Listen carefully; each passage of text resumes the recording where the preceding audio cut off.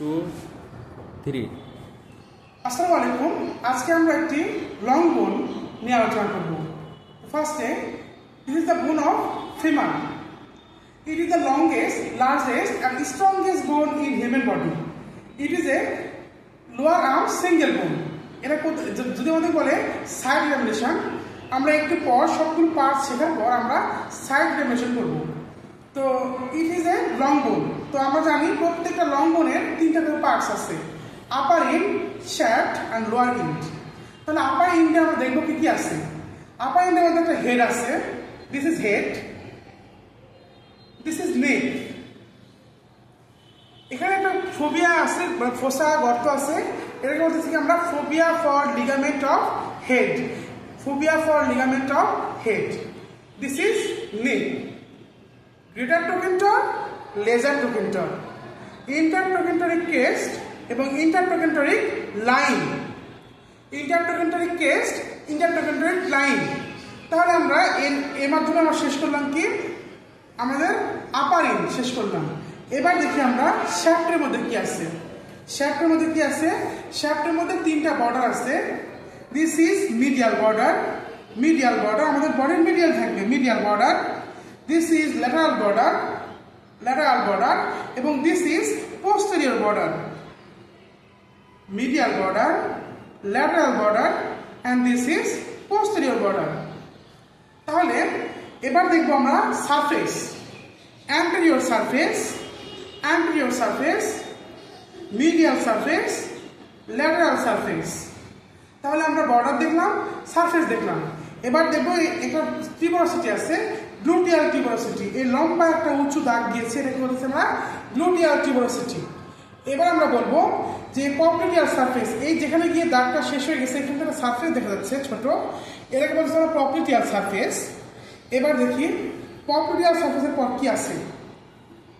নিউট্রিন foramen আছে, এই যে ছোট্ট একটা গর্ত আছে, এটাকে বলতেছি আমরা নিউট্রিন ফোরামেন।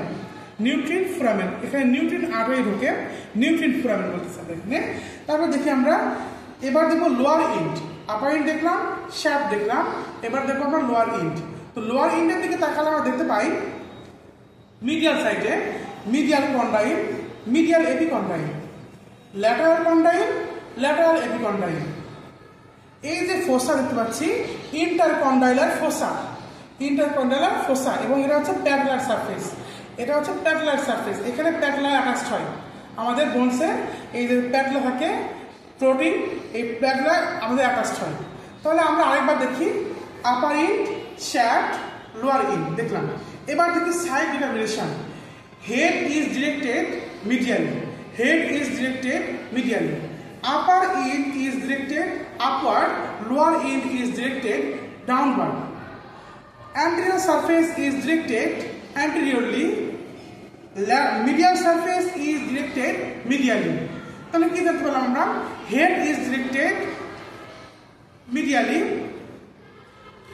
upper end যে থাকবে upward, lower end downward, anterior surface anteriorly, তারপর দেখতে lateral surface laterally, medial surface medially, medial epicondyl থাকবে medially, তাহলে lateral epicondyl থাকবে laterally। আমরা অনেকভাবে বলতে পারি। তাহলে দেখতে পাচ্ছি যেহেতু হেড ইজ ডিরেক্টেড মিডিয়ালি, তো দেখি আমরা কোন সাইডে। এটা যদি আমরা হেড ইজ ডিরেক্টেড মিডিয়ালি করি, দেখতে পাচ্ছি এটা কি আমাদের হিপ বোনের যাচ্ছে, অ্যাসিটাবুলামের মধ্যে ঢুকতেছে, তার মানে কি এটা হচ্ছে আমাদের রাইট সাইডের বোনস। আচ্ছা, যদি আমরা দেখি অনেক সময় প্রশ্ন আসতে পারে, তা ঠিক আছে এইভাবে ধরলাম, হলো হলো না, কেন হলো না? এই যে আমরা দেখতে পাচ্ছি এই পোস্টেরিয়র দিয়ে চলে গেছে, এই জন্য আমাদের হচ্ছে না। তাহলে কি করবো আমরা? এই যে অ্যান্টেরিয়র সারফেসটাকে আমরা অ্যান্টেরিয়র দিকে রাখবো, হেডকে রাখবো মিডিয়ালি, এই এবং লোয়ার এন্ডকে রাখবো লোয়ার এন্ডকে রাখবো ডাউনওয়ার্ড, লোয়ার এন্ডকে রাখবো অবশ্যই ডাউনওয়ার্ড। সামনে রাখে দেবো, এটা দেবো। হ্যাঁ, তাহলে এটাই ছিল আমাদের ফিমারের এক্সটার্নাল ফিচার। ধন্যবাদ সবাইকে, আসসালামু আলাইকুম।